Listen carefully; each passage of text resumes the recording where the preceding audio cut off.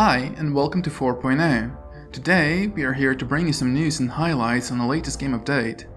Gods&Glory has come a long way and this version serves as a cornerstone for the future expansion of the game. Without any further ado, let's dive straight in. Based on the widespread feedback and calls for new events in the community, we've introduced a brand new activity, Seasons. This new type of competition will challenge players to progress through fun and intense missions, earning plentiful rewards upon reaching new milestones. And if you're really competitive, you will be able to upgrade to the Glory Pass that grants access to an even broader selection of rewards, including some exclusive items that can only be obtained within this activity. Seasons will be available at a fairly low Citadel level. We hope you'll love this fresh experience in the game. This one has been a long time coming. Our goal is to make the experience of gear on your toons more rewarding, so we've tweaked the wings to enable their respective army capacity buffs on the wall. In other words, deploying a warlord or general with the wings equipped will now increase the capacity of your army deployed to the wall as well. Following some pretty vital feedback from our players, we've adjusted the battle cards in the Hall of Defeats to display if your rival has their Divine Shield enabled.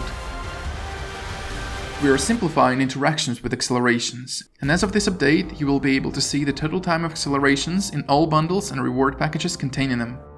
Additionally, you can now use multiple accelerations at once. Are you looking to express yourself? Well, check out the upcoming emotions that can be used directly in any chat.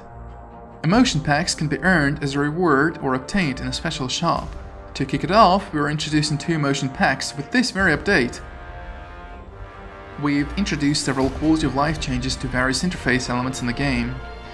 First, in order to prevent accidental clicks or some of the exploration cases, we're expanding the window for disbanding your alliance to include an additional confirmation step and provide a more accurate description of the consequences. Based on the request of various alliance leaders and officers, the alliance leaderboards will no longer exclude players that aren't participating in the event.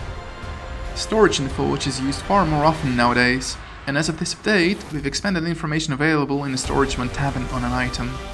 When an upgrade is available, you will now see a small anchor and lantern instead of a green arrow next to the port and watchtower respectively.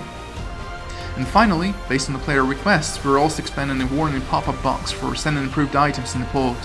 It will now contain relevant information about the item being sent to help prevent accidental loss of items.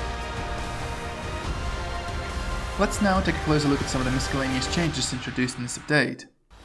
First, instrument chests are now instantly opened when you receive them.